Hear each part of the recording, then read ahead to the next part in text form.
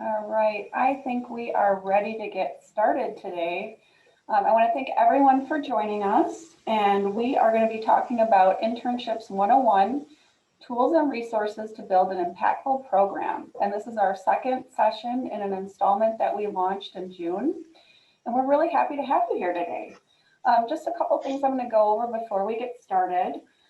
If you weren't aware, we did have a session back in June called Internships 101. And that session was recorded. And following today's presentation, we are going to share both sessions with you and all of the accompanying materials, so you have it all in one spot. So that will be something that you should look forward to getting. In addition to the materials, we are going to send a survey that we're hoping you'll fill out to help us decide what kind of programming to continue to offer. We want to stay in contact with you and continue our dialogue around internships. So that would be something we would really appreciate you filling out and sharing your input and ideas with us. So to get started, I thought it would be helpful to introduce the team that's been working behind the scenes and pulling all of this information together for you. We have a great team, and I'd like to introduce Carolyn Serdar. She's the Director of Employer Relations and Internships at Carthage College, and you'll be having the opportunity to hear from her today. And then we have Jason Pruitt, who's a student employment specialist at Gateway Technical College. We have Kate Weeks, who's the clinical coordinator at Herzing University. And then on the Parkside team, we have Linda Bevick, who's the employer relations coordinator, Deborah Karp, who's the community and business engagement director, Renee Young-Trigo, who's the assistant director of advising in the Career Center, and Kayla Bingen, who's the experiential education specialist. And then for those of you that don't know me, I'm Kate Walker, and I'm with Racine County Economic Development Corporation, and Brooke and Facino from CABA. We will be your moderators today. So just a couple housekeeping things to let you know. We did send out a reminder communication yesterday about breakout sessions. If you did not have the opportunity to register for a breakout, that is okay. We have a way to communicate that information today. We're going to ask that you pick the track that you're interested in and put your name in the chat. And we'll make sure to get you moved to the right track when we do the breakout section. And for background information, track 1 is going to be focused on established internship programs. And then the participants will have the opportunity to discuss ideas with other employers and learn how to improve existing programs. And then track 2 is going to be developing an internship program. Participants will have the opportunity to work collaboratively on an internship description. So if you did not select a track, please drop your name and track number in the chat box. Another thing to share, today's session is going to be recorded. I did allude to that earlier, just want to make sure everybody's aware of that. And if you do have questions throughout the session, please put them in the chat. Deborah Karp is going to help us facilitate some questions at the end of our session. So we want to make sure that we can address all of your questions at that time. And another opportunity to connect with people participating on the call. If you want to share your LinkedIn and where you're from, feel free to drop that in the chat as well. I know these formats are kind of nice to connect with people and meet different people and colleagues in different spaces. So feel free to do that, and we will get going. I'm going to turn it over to Brooke, who's going to talk about our takeaways from session 1 and set us up for this session. Great, thank you, Kate. Hello, everyone. Good morning. My name is Brooke Infusino, and I'm with the Kenosha Area Business Alliance. Just wanted to share a brief recap from our first session, which was really focused on developing programs that benefit everyone. A good internship experience, as we talked about during the first session, is one that really benefits everyone who's involved, and that includes the student, the employer, and then the college and university. We discussed the fact that internships really can create a ripple effect within our community. If they're done right, the economic implications of keeping students in the community, in employment and in a career that benefits them and has a family sustaining wage is really something that carries on and benefits not only the company and the company and the local city, it also benefits the state by keeping people in Wisconsin. We want to make sure that people understand that there is not only a perception, but a perception and a reality that there are really good career opportunities that exist within Southeastern Wisconsin. We also shared some details about what those components are for a successful internship program. And that really, from employers' perspective, includes providing interns with real work assignments and providing them with professional development and training opportunities while they're in the internship experience. It involves things like establishing an onboarding process or things like an employer handbook or orientation process, so students really understand the experience that they're going to step into and what they're going to get out of it. The importance also of a successful program would include having someone like a mentor or an intern manager who can help that student navigate the experience and also be a point of contact and a resource for the college or whoever's helping them from the college or university as well. We also share details on how employer partners can prepare for internships and how they can help the student along in that process. And that really could include anything like participating in workshops or facilitating workshops that have to do with resume writing or how to effectively network in the community. Things like basic office skills or communication skills. How do we effectively communicate within our teams? And then, of course, prepping for interviews. I think that's a big piece of this in maybe preparing students through a mock interview or a virtual interview platform so they can prepare for that experience even before they take the position. And then, of course, utilizing tools like Handshake and Talent Generator and LinkedIn to reach students and make sure that they're aware of the opportunities that exist. And that's something that we're really going to focus a lot of our time on during today's session. Just a reminder also that the session was recorded. It's available at that link that you see at the bottom of the slide. And we will make sure to follow up so everyone has the recordings from the first session and today's session if you'd like to go back and review. So thank you, and I'll turn it over to Kate. Thanks, Brooke. And now Jason Pruitt's going to share a little information on the Higher Educational Regional Alliance with everybody. Great. Thank you, Kate, and good morning, everyone. And thank you for taking the time to chat and meet with us this morning. I wanted to bring to your attention throughout the course of the last few years, there's been a group of collaborators at all the institutions in the M7 district, which is basically Milwaukee County, Racine, Kenosha, Walworth, as well as Waukesha County, where we've been strategically working for the last 2.5 to 3 years to focus on a wide variety of different goals that include academic completion, as well as expanding the talent bridge. So myself, as well as several of the presenters today on today's webinar, are part of the Higher Educational Regional Alliance, where our goal is goal 3, which is expanding the talent bridge. So coming up with strategic ways to make sure that our students are career ready and that they're connecting to area employers in this district. Our emphasis is on partnerships and building those strategic partnerships, but it's also in serving as a connector.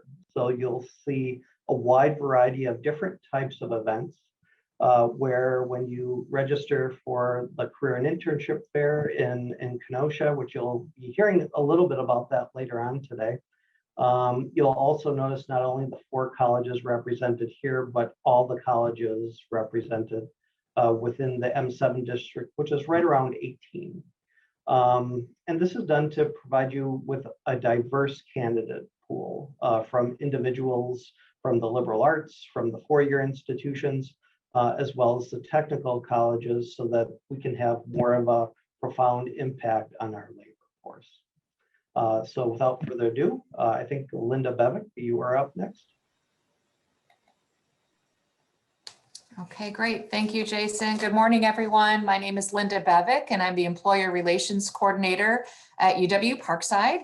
And so I'm here to talk to you a little bit about the platform Handshake.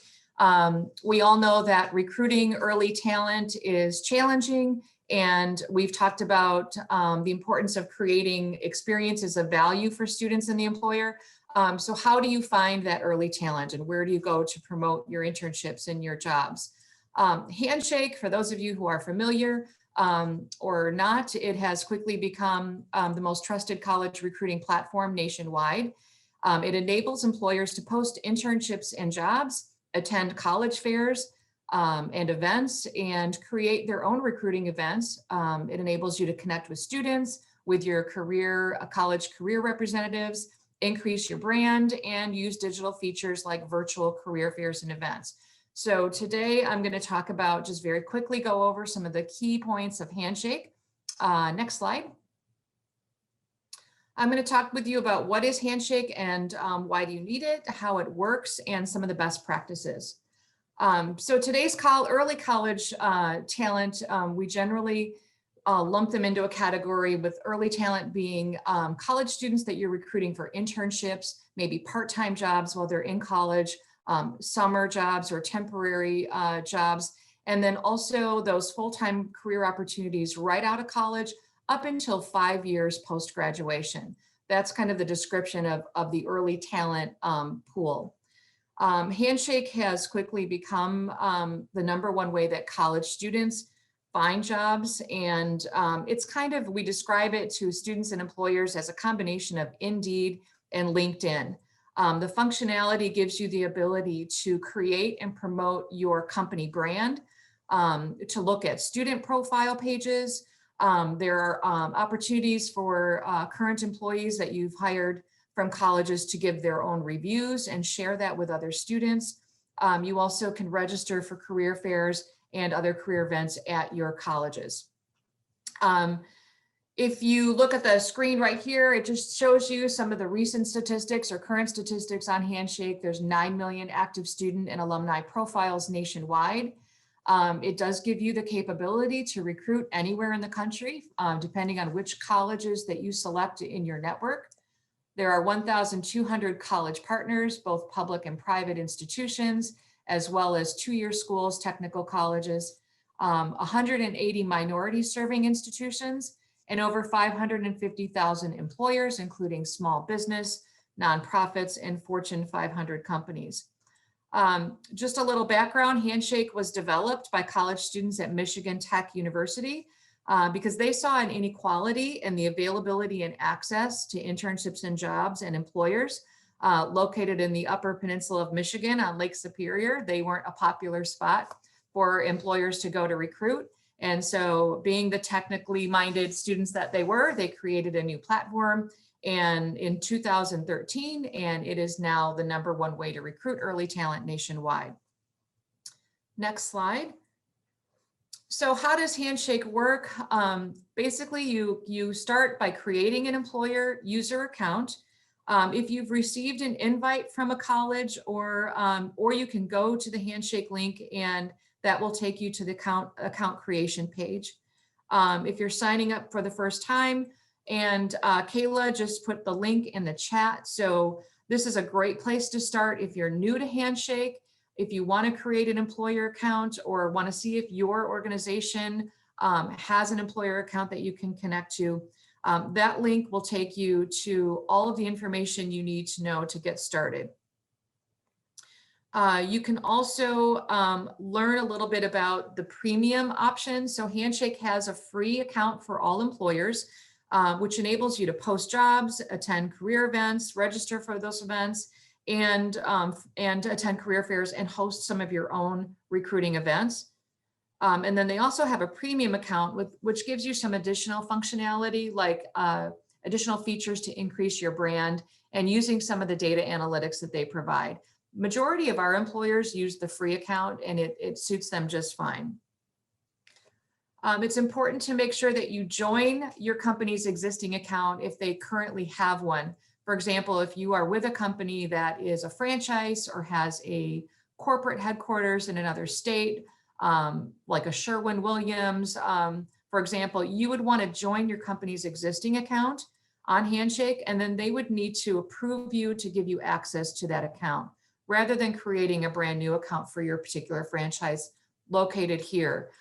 Some employers get confused by that process, so just make sure that you check once you put your email in and log in and create your personal account. You can search for your company to see if they have a corporate account.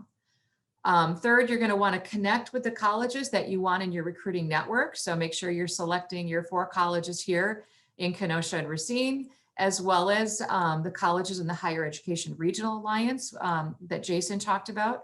So you get to pick which colleges you want to share your internships and jobs with. Then you can actually post your internships and jobs, which is the next step for getting word out there, and making sure that your job descriptions are well written, keeping college students in mind. And Carolyn's going to talk a little bit about how to create those good job descriptions in a minute. And then register for college career fairs and events. I don't know any college today that's not using Handshake for their internship and career fairs and recruiting events. So if you're looking to hire early talent, you really need to be on Handshake and using it to the full effect. Okay, next slide.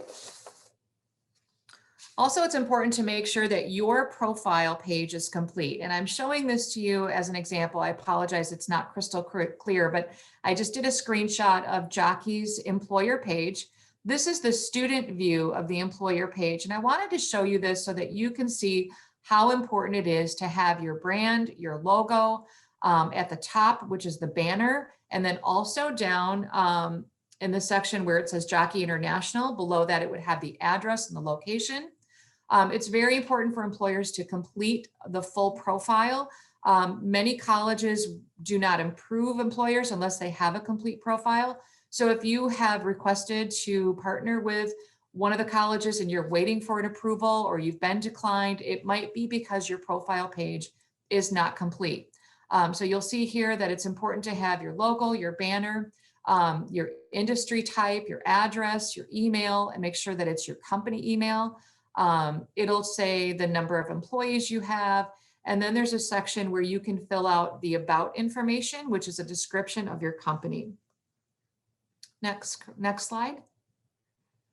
This is important to show you too, because I wanted you to see that on the student view page, students have the opportunity to read reviews from other students and graduates who work for your company or have worked for your company.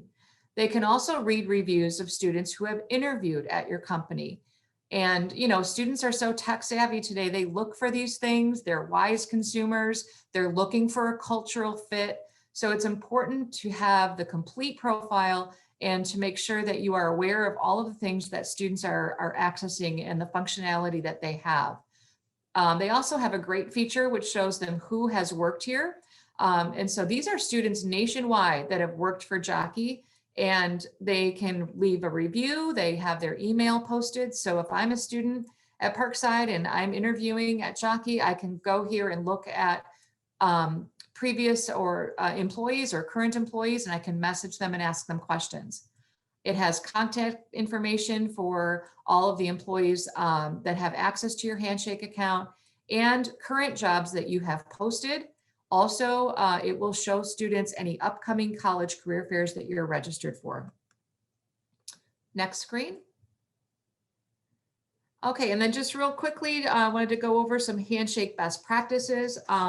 Again, it's important to keep your account complete, make sure that it's updated by posting internships and jobs, making sure that you're taking those internships and jobs down once they've been filled, and posting new internships and jobs as they become available. Be aware that all employers and jobs are vetted for approval by the colleges that you're members with. It's really one of the best features of Handshake from the student perspective. They know that when they go to Handshake to look at internships and jobs, that their college has already checked these jobs out for validity, for safety, for best fit for their college and for the students that they serve. So if you're waiting for an approval, it's because the employers that have posted jobs there, your college partners are waiting to kind of review and vet those internships and jobs and grant approval. Make sure that you're writing clear job descriptions with college students in mind and recent graduates. That early talent pool, sometimes those job descriptions just need to be a little bit different than what you would post for more advanced career-minded people. Be sure that you reach out to your college career partners if you have questions. We're always available to help you with Handshake. They also have an excellent support services platform and a relationship manager that would be assigned to you. Make sure that you utilize all of those support services as well. And lastly, make sure that you attend any of the college events to maintain strong relationships with your college partners and brand awareness with the college students in your region. Next slide. And now I'd like to introduce my colleague Carolyn from Carthage, who's going to talk about creating effective internship job descriptions. Hey, Linda, before we get started with that, I see a question in the chat for you about Handshake. It looks like Rachel's asked, what if a college declined your employer in the past, circa 2018? How do you ask to be connected again? And I think we are opening to take any more questions about Handshake because we know it's such a large platform and there's lots of questions around Handshake. So if you have other questions, feel free to speak up or drop them in the chat. So while Linda's answering the first question, feel free to drop other Handshake questions there. Okay, great. Thanks, Carolyn. So the question about having your account declined by a college, you can contact that college. So if you email me and say, hey, I see my account has been declined or hasn't been approved yet, could you check on it? Typically for us, I know it's because that profile is not complete. You need to add that banner at the top of your page, your logo, you need to have your company email address, you need to have a description of your organization. So those are some of the key features that affect whether we approve or decline an employer's account. We're also looking for best fit. If you are a third-party recruiter, for example, some colleges will not approve those accounts because they don't feel it's a best fit for what their students are looking for.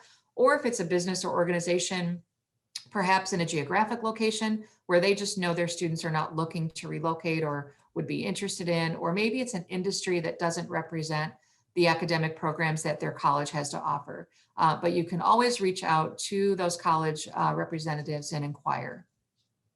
I would add there also that if it's a college that declined you in 2018, it's okay to go in Handshake and message that college directly in Handshake and ask, could you please reconsider, or could you tell me why, maybe we were declined in the first place and I can alleviate some of the concerns you might have had previously in 2018.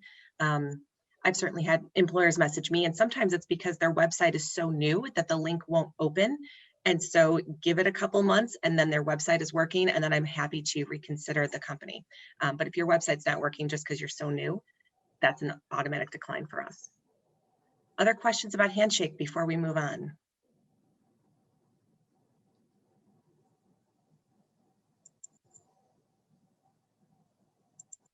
Okay, I don't see any more. So let's just move on with creating effective internship descriptions. So go ahead, let's get started. So we're going to start with some do's and don'ts, some very practical kinds of things about how to write and develop really good internship descriptions. So some things to consider. Think about a typical college age student, so anywhere from 18 to 25 years old, in that range. Put your eyes on as if you were in that age range and think about how you would read and interpret that description of the actual job. We know that over 60% of students are hesitant to apply to an internship simply because the job description seems really vague, or maybe there's a lot of buzzwords and jargon in it that's really technical. Or sometimes the position is just really lengthy and wordy. Nobody really reads much anymore. Like, people don't take the time to read a whole paragraph upon paragraph. So keep that in mind when you're writing your job description or your internship description, specifically for college students. So think about all those things. Also consider accepting students outside of majors that are obviously relevant. Now, if you are looking specifically for an accounting intern, you obviously need to pick up an accounting student. But maybe it's an entry-level accounting internship where it's more broad-based and more business specific. So maybe consider a marketing major, someone who wants to learn a little bit about the accounting world, but they come at from a different perspective. So think broadly, because students are certainly considering roles outside of their major. So make sure that you write that job description or internship description to be broad as well.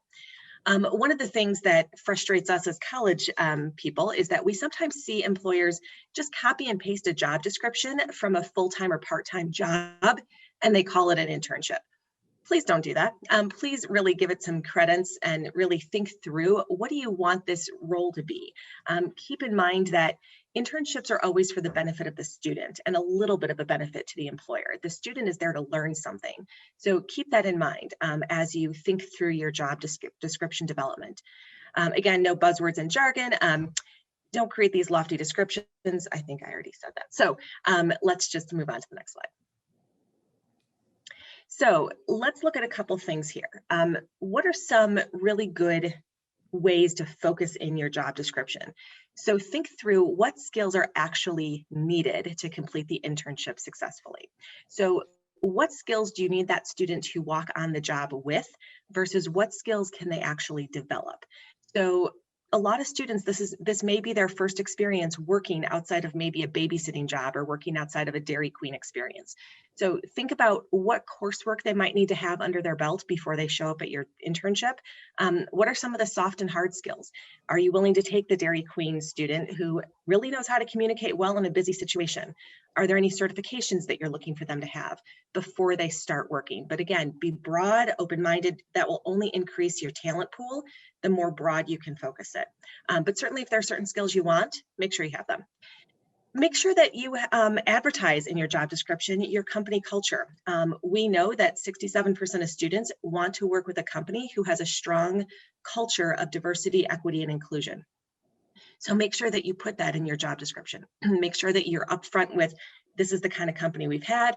I've even seen some companies do something fun and quirky, like, we like to have fun, must like Qdoba for company lunches. You can do something quirky and fun like that in your job description. Flexibility. Make sure that you understand, for example, most of the colleges on this call, we don't start school until after Labor Day. So while you may want a September 1st internship start date, students may not even be back to campus, have unpacked their bags and moved into their dorm before they're sort of thinking about, oh, I think I want to get an internship and this fall would be great. Not every student is going to plan a semester in advance. So if you want someone this fall, you may need to be a little bit patient with expanding the deadline and windows for application. We know that about 84% of students would consider a remote position for an internship. So if you can be flexible with that, certainly COVID taught our students a lot about remote options for school and work. Just be flexible.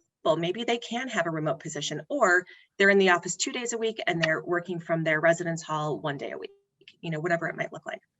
Make sure you're flexible to schedule around classes. I always tell students when they come to me and say, I'm so stressed about my internship, I don't know if I can do this. I remind them they are a student first, classes are first, and everything else follows behind that. So keep in mind that you may need to offer a little bit of flexibility around the student who shows up and says, oh my gosh, I really don't have time to do this internship today because I've got a big term paper due tomorrow. So just be aware that offering that flexibility in the job description itself will only benefit you in the end. Students love companies that can be flexible with them. And then growth potential. 71% of companies expect the conversion rate of intern to full-time employee. Students expect this as well. Students are really hoping that their internship converts to full-time employment. There is nothing wrong with putting that in a job description that says, we hope to convert X amount of students from interns to employees. And many companies will say, we hope to convert 100% of our students into full-time employees. Go ahead and put that in there. It leads students to get motivated to think, oh, this could be my long-term job after graduation. It's just one more piece of the puzzle. Okay, and then next slide. All right, now we're going to get into the internship description outline. We will also, at the end of the wrap-up materials that you'll receive, we'll provide a worksheet that has these same sort of pieces in here, as well as group 2 will be working on this in their breakout room. So I just thought I'd go through each piece of this worksheet to sort of think through. If you've never written an internship description, these are the pieces of the puzzle to work with. Next slide. Thank you. All right, so of course you need a title. Something important is to actually give the student a title. Nobody wants a job title that just says worker, right? So same thing with interns. Want them to have something that actually identifies the kind of internship they're doing. Maybe it's a social media intern. Maybe it says accounting intern, whatever it might be, but making sure that it matches up with the work they're actually doing. Typically, internships last about 1 semester. And again, remember, it's for the benefit of the student. So the internship length typically is 1 semester. If you want it to be 2 semesters, just be upfront about that in the description of this internship will run the full academic year, whatever you are looking for. Other programs and majors, think through what are the majors and programs that you're really hoping are related to this position. But again, keep in mind that there could be a broad spectrum across a whole division even. If you are going to pay the intern, and we talked about this at the last session about paid versus unpaid internships, just a quick reminder to pay attention to the federal Fair Labor Standards Act to make sure that you follow the rules about whether or not you need to pay your intern. So if you are going to pay them, it would be great if you could list your payment in the internship description itself. That certainly attracts more students. In Handshake, there's a way when you list it that you can list the actual dollar amount. Unfortunately, Handshake doesn't let you list a range, but if you list, midpoint range or what you think is the lowest range that you would pay, I guarantee you will get more people attracted and apply for the position as compared to when you just say the word paid and don't list anything. So the more specific, the better. If you are going to be open to having the student earn academic credit, that's great. Just be sure that you're willing to provide evaluations and supervision of learning goals for the student as part of the academic credit experience. And then finally, of course, you want to describe what the internship actually is. List out projects or tasks. Make it sound interesting. Don't be vague with it. Don't just say working in a business office. Be very specific about working on healthcare related projects in a business setting or working on HR reports for tax purposes, whatever it might be, something that's going to be interesting to the student where they look at it and say, that looks really cool. I want to apply for that position. And it helps them tailor their cover letter if you require one directly to that role. Next slide. You also want to list what we talked about earlier about skills, right? So what qualifications, skills, experience should they already have versus what are some things that they will develop? So if you list in your internship description, student will learn how to manipulate Excel spreadsheets using, these kinds of techniques. That's an attribute that they might need to learn on the internship. But again, a student will find that exciting and valuable. And so that will be making it exciting and interesting to apply. Expectations about availability. Typically internships can be about 10 to 15 hours per week, and that's for a typical full-time college student. But again, flexibility is important. Some students are ready to take on 20 hours a week. Great, fantastic. Talk to the student and figure out what works for them. But again, the more flexibility you write into that description, the better. Make sure you're clear about if they need to travel or if they can work from home or there's a telecommute possibility, whatever that might be. And then finally, like some of the perks of the internship of what kind of professional mentoring is available to the students. Something I didn't write in here is some larger companies that have large internship programs will do a lot of networking events. They'll do a lot of team building events. Those are kind of fun things that students get excited about. Like, oh, I'm going to meet other interns. I'm going to meet other professionals. There's going to be an executive panel discussion once a month that I get to sit and be a part of. What are the perks available to an intern that is beyond just the actual job itself, but actually making it meaningful to them that they can carry this forward. It'll also help you with your conversion pipeline from intern to employee when they feel connected to the company. And then finally, evaluation. Some people include this in the job description. This is more for you to think through on the back end of how are you going to evaluate performance? Is it going to be tied to them keeping on, converting them to a full-time employee? It's important for students to know very clearly how they will receive feedback and how often they'll receive feedback. So those are some pieces to kind of keep in mind as we think through all these different parts of the puzzle. Okay. This is an example of an internship description. Our friend Kate Walker, who's leading this meeting over at RCEDC, put together this great internship. It's a marketing internship. And so some of the things you'll notice right off the bat is, I love how well organized it is. Very clear title, very clear understanding of who this person will be supervised by or who they will report to. A quick summary of what the work actually is, right? It's a position with RCEDC and marketing, very specific about working on programs, events, marketing campaigns, really give a company culture of this is a fast-paced team. having a really good understanding of what this work actually is. And then I love how the duties and responsibilities are bullet pointed. Again, keep it simple, not vague, not too long and wordy. This is straight to the point with very clearly outlined bullet points of the work that will be done. And the work is very specifically outlined in things like working on email campaigns, websites, social media promotion. Those are very concrete, specific things that likely will also be evaluated in a very tangible, measurable way. So that's a great way to sort of pull that all together. And then listing at the bottom some requirements, some of those skills that they are looking to have. If it's important to you that the student be an undergraduate or graduate, that would be important to list out. But there they have, you know, a nice broad range of marketing, advertising, sales, English, right? Because English and marketing go together pretty well, or a similar field. I love how broad it is. Good written and verbal skills, etc., with some concrete skills like Office Suite and Publisher, etc. This is a great example of an internship description. It doesn't have to be hard or lengthy. It just has to meet the needs of what you're looking for. So that's kind of what the aim is of what we're headed towards. And then, as you may have guessed, this is leading up to our breakout rooms, where you're going to be working together to kind of just talk through. This is more of a conversation about what do you need to develop? What are you stuck on? Let's use each other as a resource to really figure out what's the best way to sort of work our way through some of these, you know, issues that come up with developing internship descriptions. So track one of people who are going to choose that breakout room will be people who have already established an internship program and just want to talk about how to bring it to the next level. What's a way to improve the existing internship program at your company? And then track two will be people who really maybe are just starting an internship program or really have never started an internship program and are just looking for clues and tips on how do I even start developing an internship description. So we are going to take about 10 minutes in the breakout rooms. In the chat box, Renee has dropped the internship worksheet, which is an overview of what I just went over in terms of pieces to think about with this. You don't need to fill out the worksheet. That's not what today's about, but it's just an internship worksheet to guide you in your thought process as you develop this.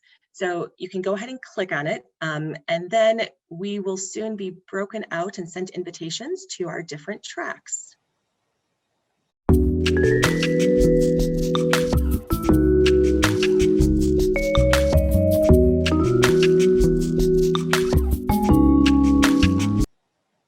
All right. Well, everybody should be back now. And thank you to our facilitators that guided you through some great discussions. And we're just going to ask for a quick recap of what was discussed in each group. So I'm just going to call on group one. I don't know who's going to be sharing, but if you could give us an update on what you discussed and where do you go from here? Great. Thanks, Kate. And I'll report back for our group. So we had a great discussion regarding, you know, kind of like where we're at. And we had some unique stories of, you know, attracting individuals to working for Racine County, to working for an international corporation and having students going to Taiwan for their internship programs. I think some of the key takeaways and challenges too that I think a lot of people are having include, you know, navigating this new normal with the pandemic and with Zoom. So we had some discussion on how to navigate and work through a Zoom internship, because for a lot of organizations, that's going to be somewhat of a newer normal. I shared that at Gateway, we have a CES intern where it's more of a hybrid model, where we have a student working both virtually as well as in person. So just adapting and flexing during those times. That was most of the discussion. Is there anyone else that wanted to add to that?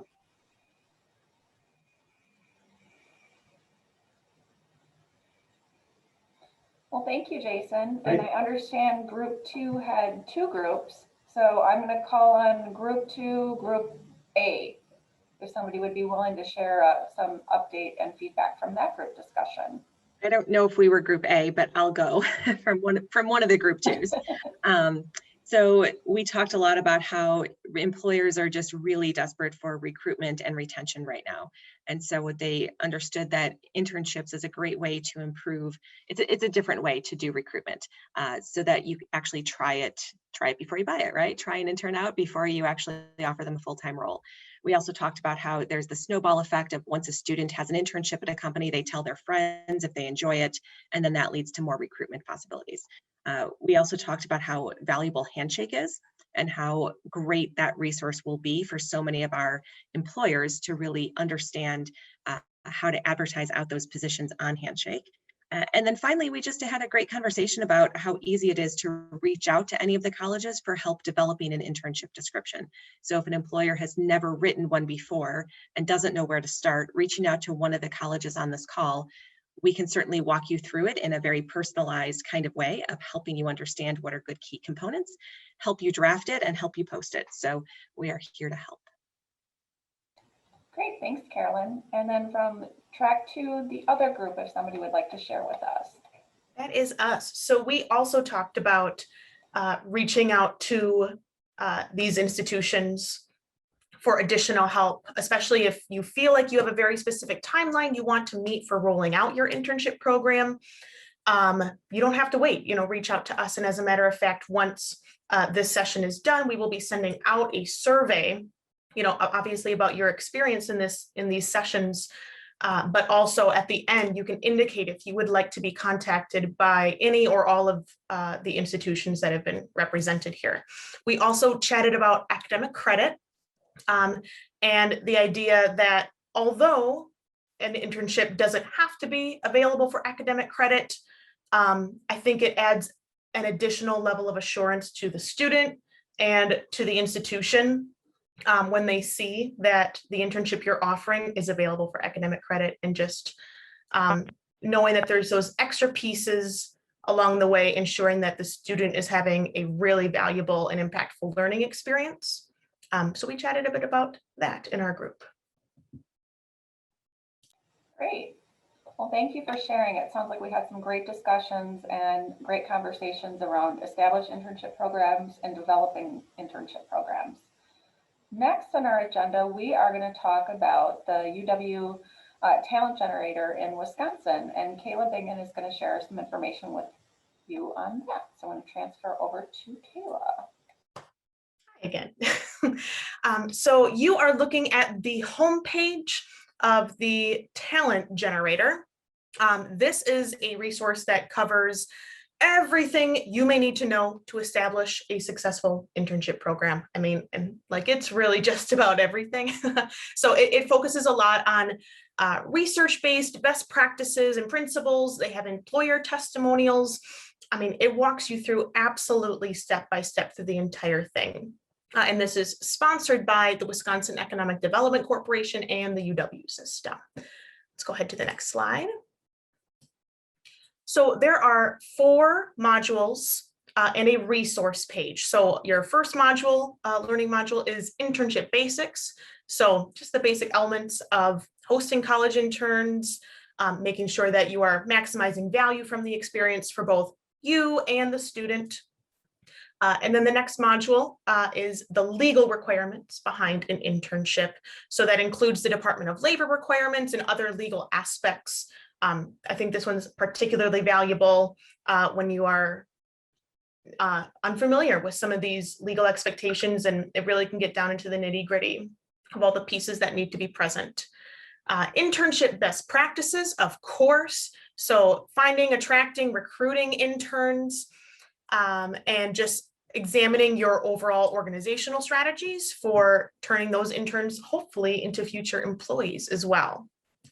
And then that last module there is the keys to supervising your interns. So engaging and developing, supervising and motivating, and of course, evaluating college interns, especially a focus on this current generation of interns, the Generation Z, and specific strategies to meet them where they are at. And then that last bullet point there is the resources page. So not really a whole separate module, it's just a page for quick and easy access to all the different supporting materials that are already referenced in the other modules. This is just a quick access page for that. All of these modules are led out by Nina Catterall. She is the Senior Student Support Advisor and Internship Lead at Madison Area Technical College. And it's kind of like I said already, that these modules are incredibly important and valuable to internship developers of any size, organization, or business. You can find a video for almost any question that you may have about internship development. Even if you have a well-established program, you will find something in these modules that you'd be like, oh, I didn't know that. I didn't think of that before. So valuable for everybody, no matter what stage of the process you are at. We can head to the next slide. So I wanted to include this in a slide. This is available on the resource page. And this is your checklist. This is one of my favorite things. This allows you to jump around if you need to. It allows you to work in order if you need to. You may look through this checklist and realize that you've done none of these, and that's fine. That's an okay place to be right now. You may look and realize you've done a lot of side 1 and not a lot of side 2, or vice versa. This is a great way to work through these modules while having a place to jot down your own notes, mark where you are at, see what pieces you are missing. And as you can see, it specifically references what module you need to jump to, even the specific slides you would need to jump to. If you're saying, oh, I really need to figure out my networking piece here, or I want to jump to recruiting strategies, you know exactly where to go. You don't need to hunt around for those. And as I mentioned, if you look at the second one at the very bottom, there's those Gen Z considerations, and those are ever changing as well. But it's good to see it all laid out this way. And this is at least how my brain works. It's nice to see the full checklist. And we can go to the next slide. And press play. Yeah. So I just made like a little walkthrough here of what the website actually looks like. So here are those modules and the resource page, as I mentioned earlier. Underneath that are some of these industry leader quotes and testimonials about this resource. And then if you hit one of these green buttons, it'll take you into the learning module. You actually have the option to just download the audio, or you can also download the transcript, and the transcript even includes all the infographics. If you had been here before, you can hit resume, or if you're starting fresh, you're just hitting start, and you can scroll through all the slides, all the quiz questions. Yes, they have little quizzes along the way to test your learning. You can jump to whatever section you need to. And if you look underneath the video, you can also see links to those resources that I had mentioned. They are both embedded in the module, or you can find them separately on the resource page at the end. And then there's always those quizzes along the way to check in on your learning. And that's essentially it. That is the talent generator. Really awesome resource that I hope everyone will utilize.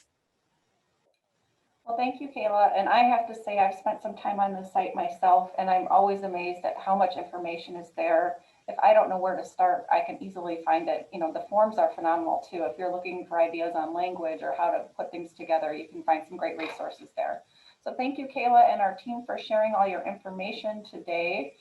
I am going to,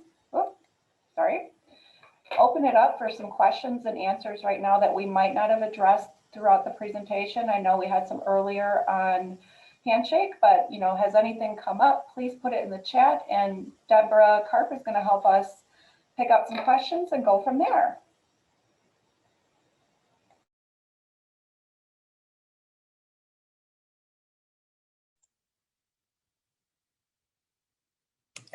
While people are thinking about their questions, there was something that occurred to me in our breakout group and didn't get a chance to, I started to say it and then we just all evaporated back into the main room.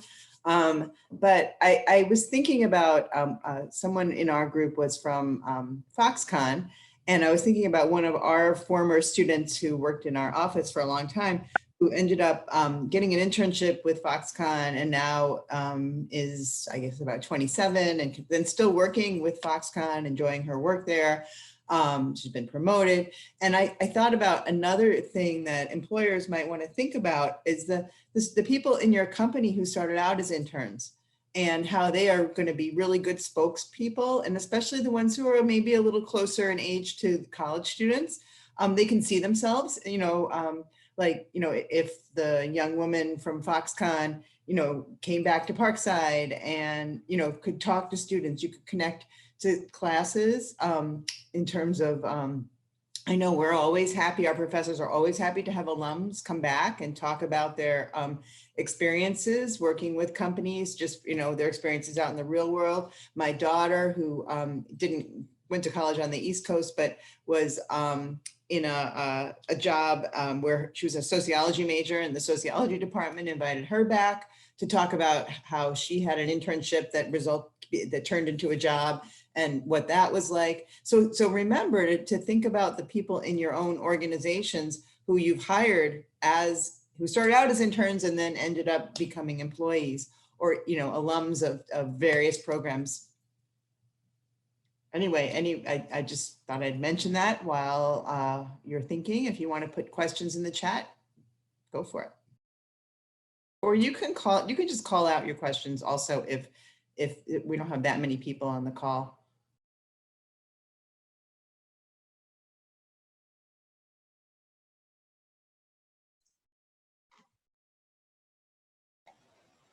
We're a quiet group today. Our last session, I think we could have stayed on another hour with questions. So maybe we addressed a lot of them from the first session and through our activities today. So that's not necessarily a bad thing if we don't have a lot of questions, right? Still want to give you the opportunity, we'll hold it open for a couple minutes and then we'll, get ready to wrap up. But want to thank everybody for joining us today. We had a great session and really enjoyed working with you all. Special thanks to our internship consortium. This is our second session that we've done. We want to keep this going. We are going to look to your insight and ideas on the survey for where we go next with our programming. So please fill that out when we send that out to you. And thank you again for joining us. Any other questions come through? Do we see anything? No? All right.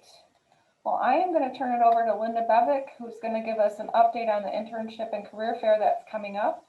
And we'll get ready to wrap up. Great, thank you, Kate. So in October, we are hosting a variety of recruitment opportunities for local and regional employers. All of these career fairs are collaboration with our college partners at Gateway, Herzing, and Carthage.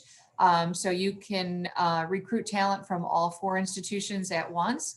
And then our virtual fair will also include students from the HERA group that Jason talked about, that Higher Educational Regional Alliance, which would be 14 additional public and private institutions in addition to the 4 here in the Kenosha-Racine area. If you go to the next slide.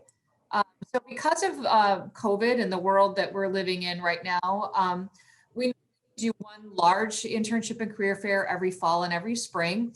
But we are breaking it down into 3 smaller industry-focused fairs, accommodating a maximum of 25 employers in the ballroom so that we can maintain COVID-safe guidelines and control the flow of traffic through the ballroom, making sure that it's safe at all times.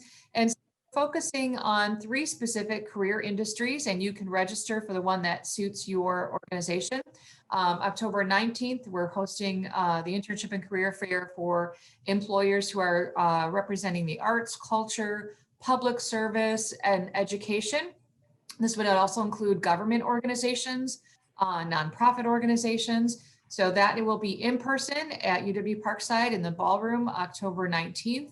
And then on the 20th, our Internship and Career Fair is focusing on clinical and non-clinical healthcare and the sciences. Also in the ballroom, same time, same place, 11 to 3. And then on the 21st, our Internship and Career Fair will be focused on all types of business, marketing, sales, management, technology, manufacturing, computer science, all of those types of industries. So those 3 fairs are in person at Parkside. Like I said, we can only accommodate 25 employers. Normally we would have 75, 80 employers in the ballroom. But because of COVID, we're breaking it down into smaller groups. And I think it's really going to be very efficient because we're focusing on specific industries. So we're looking forward to that. And then on October 27th, you will have the opportunity to register and attend our virtual internship and career fair. This will take place on the platform Handshake. And this will include the other HERA Higher Education Regional Alliance colleges, those 14 other institutions, public and private. So you'll also have access to those students as well. They'll be available to register for that and attend. This is for all majors and all career industries. So you can access all the career fair details and registration links at the link there on the left. And you can also email me if you have any questions, or any of our college career partners that are here today. It's a collaborative effort, and we work together to provide you the best opportunity to access and reach and recruit a diverse pool of talent. So we look forward to working with you. Thank you, Linda. A lot of great opportunities to continue to engage with this group and also the HERA group, as Linda and Jason shared some information about them. So that is even opening your pool up even beyond the local institutions represented here. So thank you all for joining us. I'm just going to ask our consortium members to stay on since we wrapped up a little bit early today. And as I shared earlier, we are going to share the recording link for this session, materials, as well as the session one and the materials from that following today's session. So thank you all for joining us, and we look forward to working with you in the future. Have a great day.